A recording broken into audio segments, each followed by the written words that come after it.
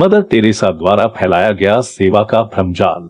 24 मई सन 1931 को वे कलकत्ता आई और धन की उगाही करने के लिए मदर टेरेसा ने अपनी मार्केटिंग आरंभ करी। उन्होंने कोलकाता को गरीबों का शहर के रूप में चर्चित कर और खुद को उनकी सेवा करने वाली के रूप में चर्चित कर अंतर्राष्ट्रीय स्तर पर ख्याति प्राप्त करी। वे कुछ ही वर्षों में वे दया की मूर्ति, मानवता की सेविका, बेसहारा और गरीबों की मसीहा, लार्जर दैन लाइफ वाली छवि से प्रसिद्ध हो गई। क्रिस्टोफर हिचिंस ने टेरेसा पर एक किताब लिखी है, the missionary position, Mother Teresa and theory and practice. Christopher Hitchens अंतर्राष्ट्रीय ख्याति प्राप्त ब्रिटिश अमेरिकी लेखक और पत्रकार हैं। इसमें वे लिखते हैं कि मीडिया के एक विशेष वर्ग द्वारा महिमा मंडित टेरेसा के 600 मिशन दुनिया भर में हैं।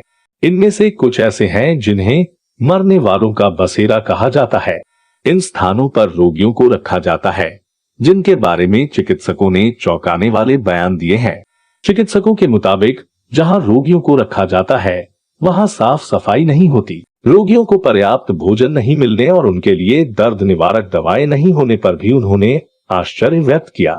क्रिस्टोफर हिचिंस के अनुसार जब इस बारे में पूछा गया तो टेरेसा का जवाब था, गरीबों, पीड़ितों द्वारा अपने नसीब को स्वीकार करता देखने और जीसस की तरह कष्ट उठाने में एक तरह का सौंदर्य है।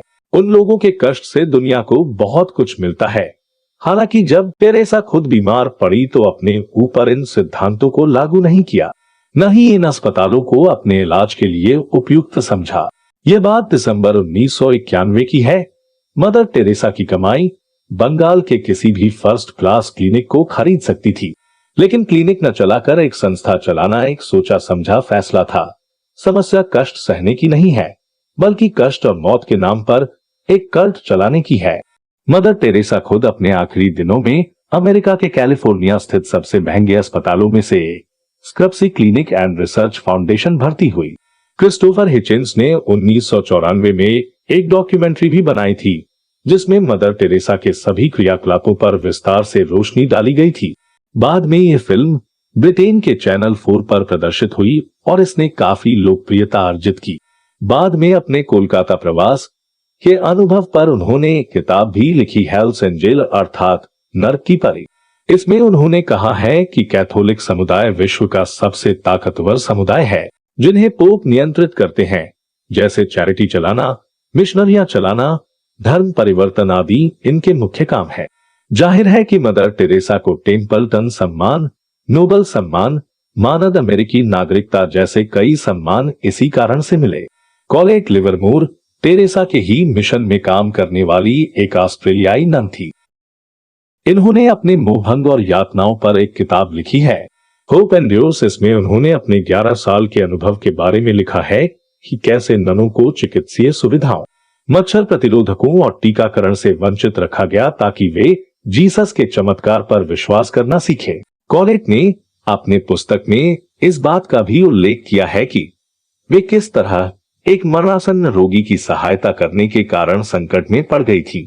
उन्होंने लिखा है कि वहां पर तंत्रोचित या अनुचित के स्थान पर आदेश का पालन करने पर जोर देता है।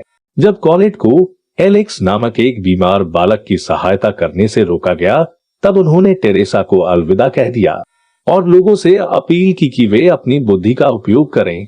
अरूप चटर्जी जो कोलकाता में रहते हैं अपनी पुस्तक द फाइनल वर्डिक्ट में लिखते हैं कि दान से मिलने वाले पैसे का प्रयोग सेवा कार्य में शायद ही होता होगा। मिशनरी में भर्ती हुए आश्रितों की हालत भी इतने धन मिलने के उपरांत भी उनकी स्थिति कोई बेहतर नहीं थी। टेरेसा दूसरों के लिए दवा से अधिक प्रार्थना में विश्वास रखती थी, जबकि खुद का इलाज कोलकाता के महंगे अस्पताल में कराती थी। मिशनरी की एम्बुलेंस मरीजों से अधिक नन आदि को एक स्थान से दूसरे स्थान पर ले जाने का कार्य करती थी। यही कारण था कि मदर टेरेसा की मृत्यु के समय कोलकाता के निवासी उनकी शव यात्रा में न के बराबर शामिल हुए थे।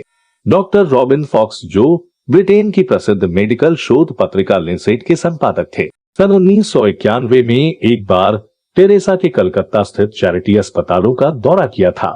उन्होंने पाया कि बच्चों के लिए साधारण दवाइयां तक वहां उपलब्ध नहीं थी और न ही स्टरलाइज्ड सिरिंज का उपयोग हो रहा था। जब इस बारे में मदर से पूछा गया तो उन्होंने कहा कि ये बच्चे सिर्फ मेरी प्रार्थना से ही ठीक हो जाएंगे। ईसाई मिशनरियों का पक्षपात इसी से समझ में आता है कि वह केवल उन्हीं गरीबों की सेवा करना चाहती है जो ईसाई मत को ग्रहण कर ले। भारत में कार्य करने वाली ईसाई संस्थाओं का एक चेहरा अगर सेवा है तो दूसरा असली चेहरा प्रलोभन, लोभ, लालच, भय और दबाव से धर्मांतरण भी करना है। इससे तो यही प्रतीत होता है कि जो भी सेवा कार्य मिशनरी द्वारा किया जा रहा है उसका मूल उद्देश्य ईसाईकरण ही है।